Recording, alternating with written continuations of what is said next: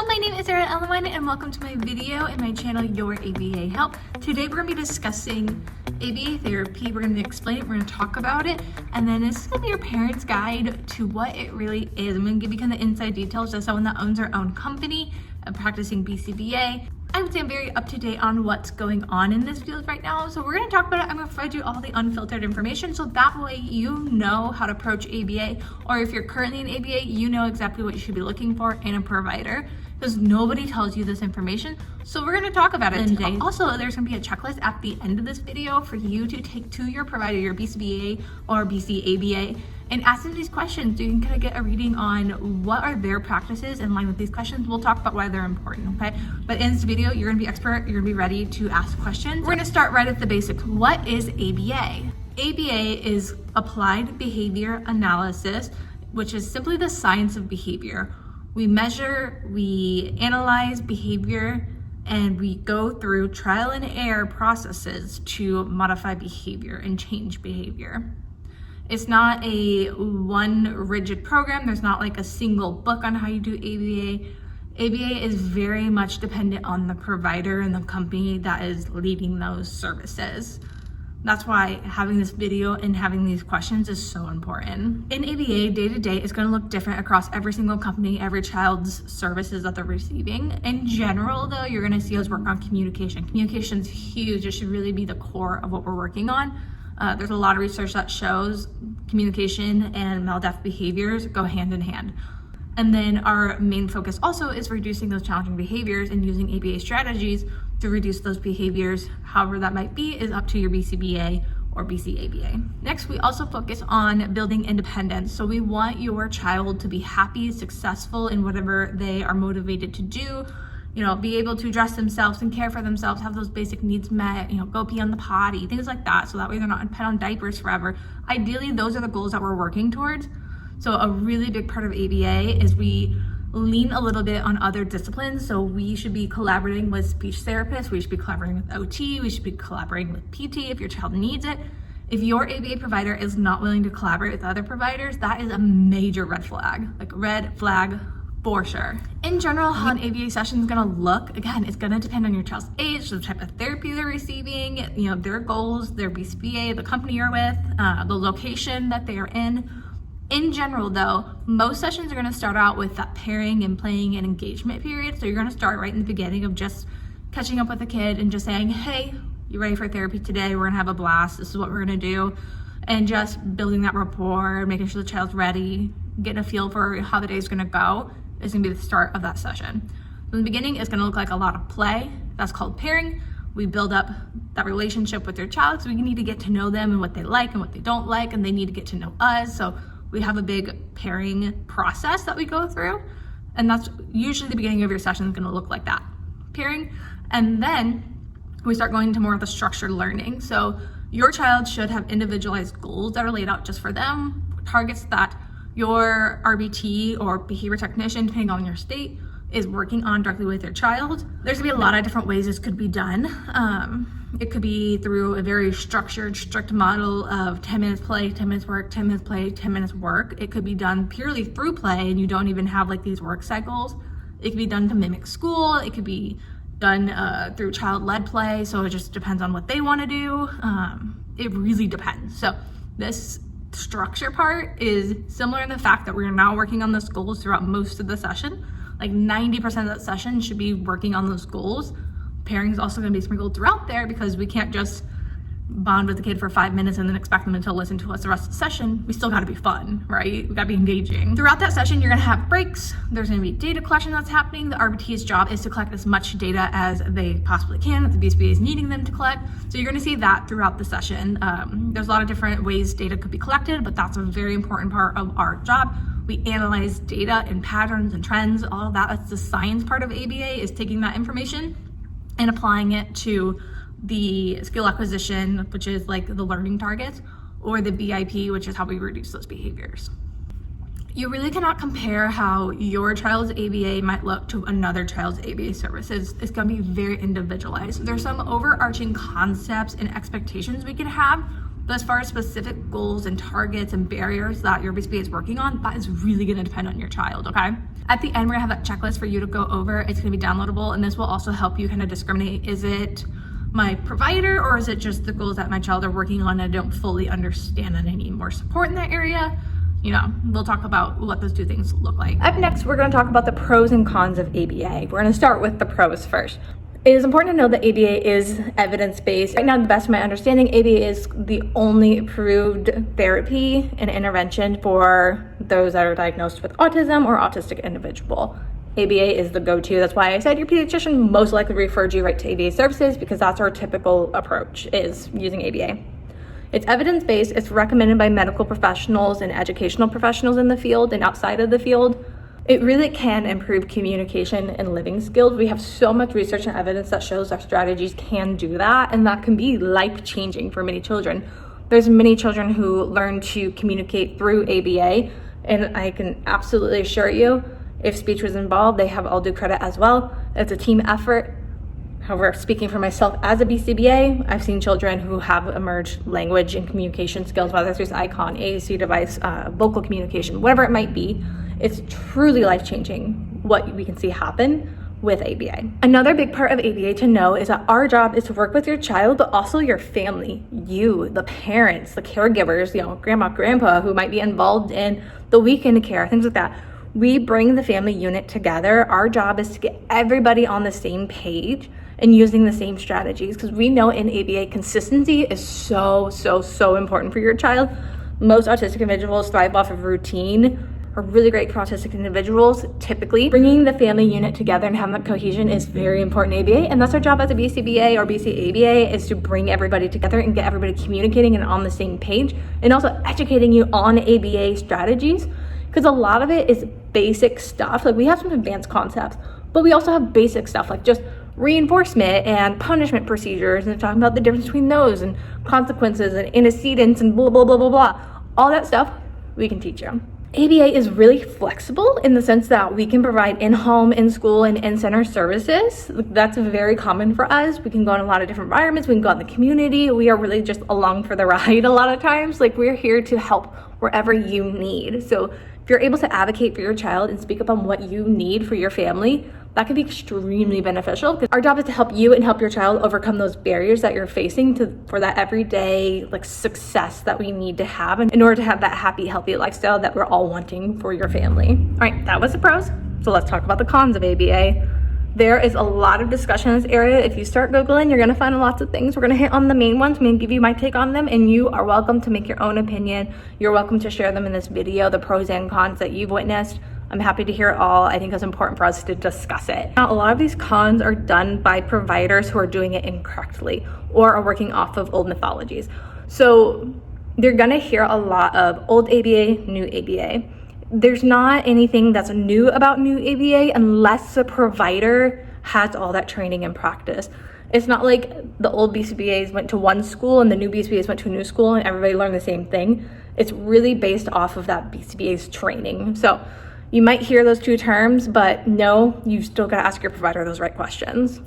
The cons of ABA: it can be very rigid, it can be repetitive, it can be boring for your child if it's not done correctly and not done with the interest of your child first.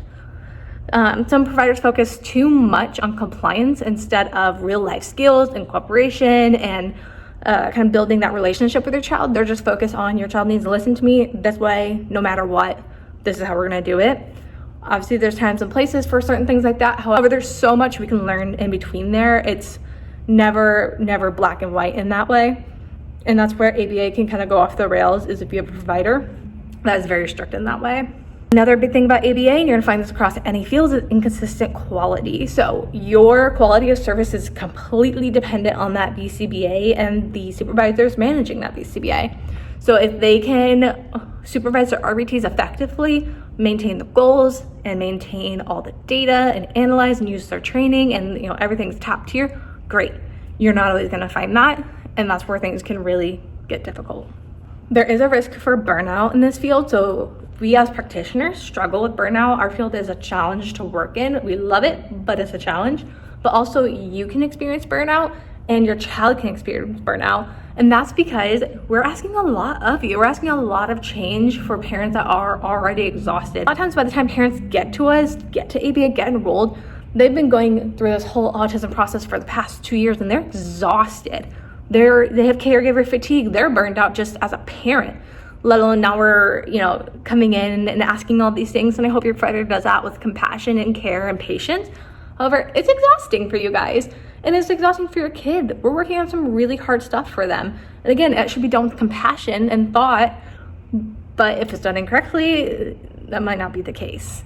And that could be a huge con of ABA, because once you have that negative experience, it might be really hard to return. We've talked about the pros and we've talked about the cons. So what should you look for in an ABA program or company? What are those green flags that we should be watching for? I think that's gonna be one of the most important parts of this video. So make sure you stick around for it. So I have a lot of helpful tips that will also tie into that checklist. The first thing to look out for is your child's goals should be truly individualized to you, your family, and your child's needs. They shouldn't feel cookie cutter. And how you know if your goals are being truly individualized for your family is if you are saying, I really need my child to work on sitting at the table while I make dinner, because if I'm making dinner, they're just clawing at me and screaming and trying to knock over the saucepan. I'm afraid they're gonna get burned. I really need the skill to happen. Your BCBA should take that request, assuming it has cadence to it. That's a conversation between you and your BCBA. But ideally, they should take that request and be putting that in your child's program and working on that, because that's a behavioral barrier you have at home. They might request to work with you on that just specifically as a caregiver goal in home potentially, but still, they should be working on it. If your child struggles brushing their teeth, there should be a brushing teeth goal in there and working on those behavioral barriers for your child. It should feel like these goals are built for your child. If not, that's a red flag. The next one to watch out for is clear communication from your BCBA, from the team, from scheduling, from the company as a whole. There should never, ever be any secrets. You should be able to ask any questions and get the answers and not feel like you're getting a go around or lied to, or feel like your BCBA is ignoring you or the company is ignoring you. Never, ever, ever should that be an experience that you have, truly. Especially when we're talking physical management. If your child has an intensive BIP where there's a lot of intervention going on in physical management, things like that, you should be able to ask any questions. And I'm a firm believer that you should be able to watch any sort of BIP intervention that happens with your child. There's many companies that do not allow it, and they're going to cite different reasons like HIPAA and all that. There are ways and compromises to figure it out for you to see what their ABA therapy looks like. You are entitled to that. That is your right. BCBA is going to make you feel welcome. They're going to ask to meet with you to go over your questions and concerns. They're going to encourage you to bring your checklist. Oh yeah, it's going to be a good time. They are here to help you solve your problems, not make you feel silly for having them. The focus for your child should be on functional, meaningful skills. There should not be a focus on skills that are just compliance-based or performative. I'm a big advocate for these skills should serve a purpose for the child. Obviously, there's skills that we have to learn along the way that aren't exciting or that are building block, and it's going to lead to the better skill. A good example though is the materials. There's absolutely no reason those materials aren't customized to your child and things they enjoy. Because if they're working on identical matching, why can't they identically match Mickey's? Why can't they match their favorite color? Or if they're working on receptive identification, which is laying out cards and asking which one's the cat, why can't we make that fun and interesting and cool for your child? We absolutely can in ABA, and their favorite things incorporated into the things they're learning. That's cool.